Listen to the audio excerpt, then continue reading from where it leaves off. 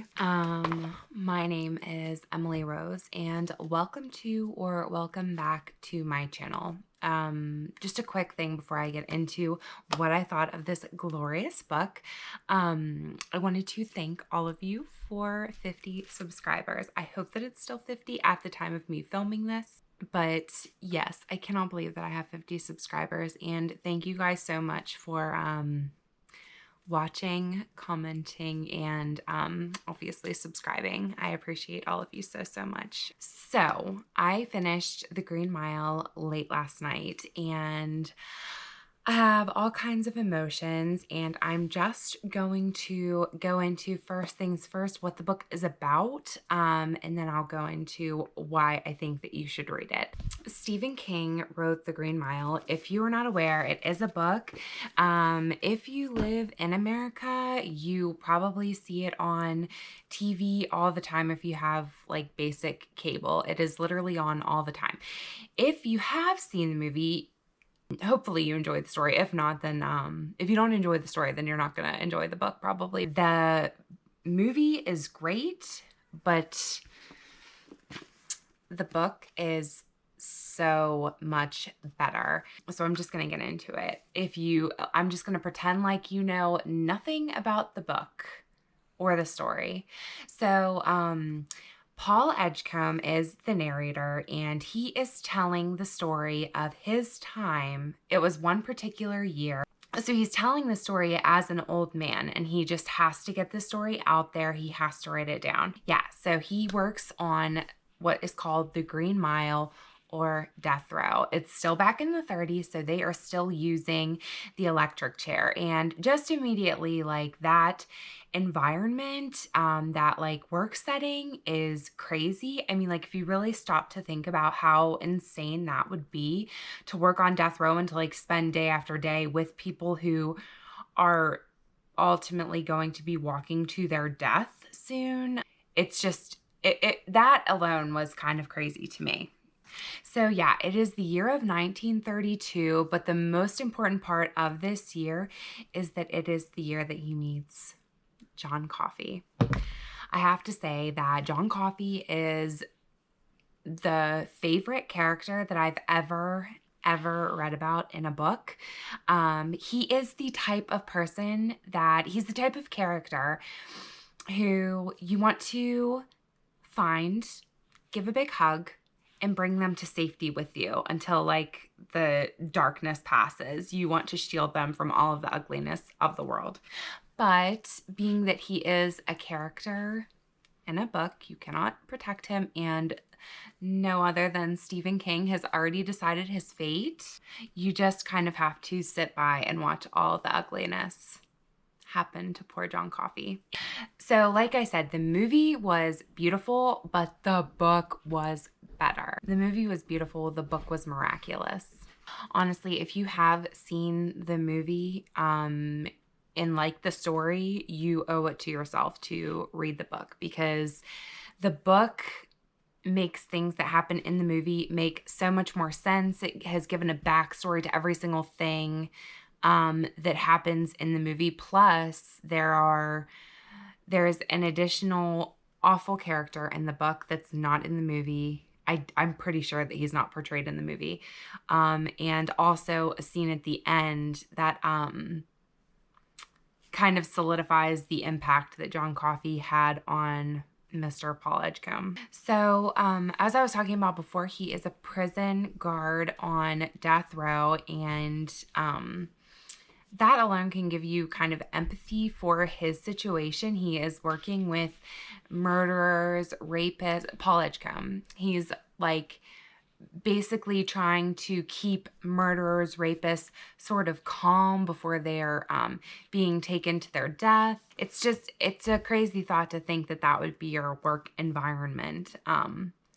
And you get to know these people. So the setting was wild enough. But then you have a set of characters that all carry their own weight. You have the really good work buddies who always come from a place of integrity when it comes to what they end up having to do.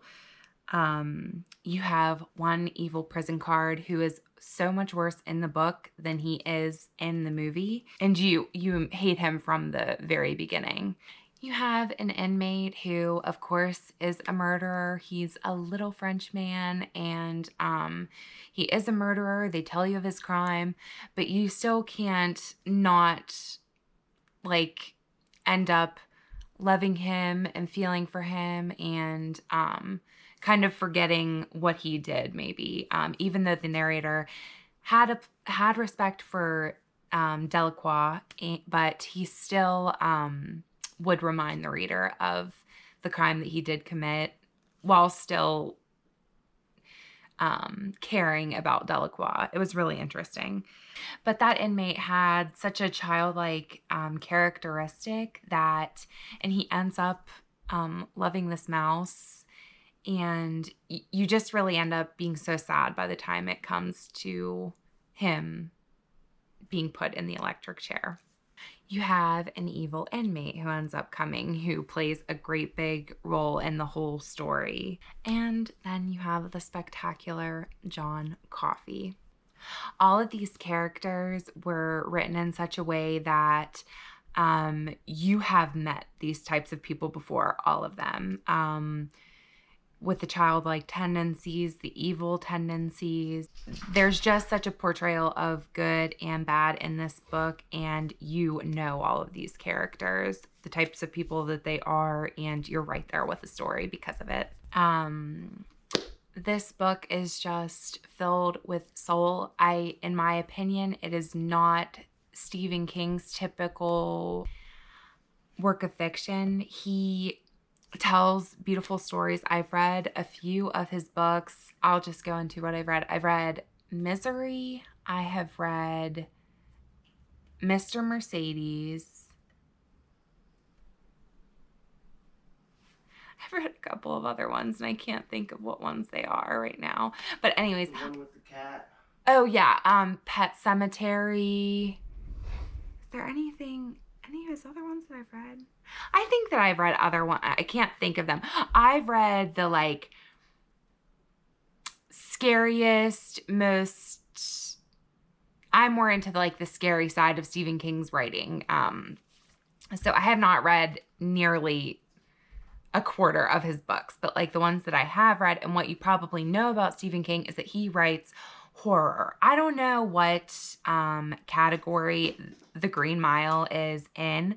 To me, though, even if you don't like horror, you would like this story. It's just a beautiful story. It's just about the good and bad in folks. It's narrator who is at the end of his life. He's the only one left, and he wants to get out these memories. And I know for myself, like, that's like a scary thing to think about. Like, at the end of your life, you know, it's kind of awful, but, like, at the end of your life, you know, you have all these memories and nobody who you shared them with is still around, you know? So I don't know, it's just like a really beautiful story like that, of the human condition.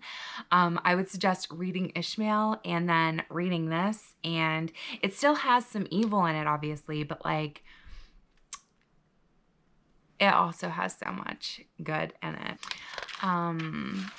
But I feel like you should definitely read this book. I feel like if you're wanting to just read a really beautiful story, this book came out in the late 90s. It's around, and you may have read it. A lot of people may have read it, but if you haven't, I urge you to go and check it out. John Coffey will lead you through the darkness into the light, and that is just so much a character who deserves to be read about. So that is what I have to say about John Coffey and The Green Mile, and I loved this book in a way that I haven't, like, really loved a book in a while, just because I so much loved the character John Coffey in it. If you have a book that you're thinking of while I'm talking about this stuff, please let me know about down below, because I need more of these like really strong, good characters in my life. I need to read about them. I need to read their stories. So if you have anything that you're thinking of that kind of resonates this way with you, please leave a comment down below and let me know. Or let me know if you read this book, what you thought. Did it have the same impact on you? Definitely let me know. Thank you so much for watching. Again, thank you so much for 50 subscribers. I can't believe it. And yeah, I will talk to you next time. Take good care. Bye.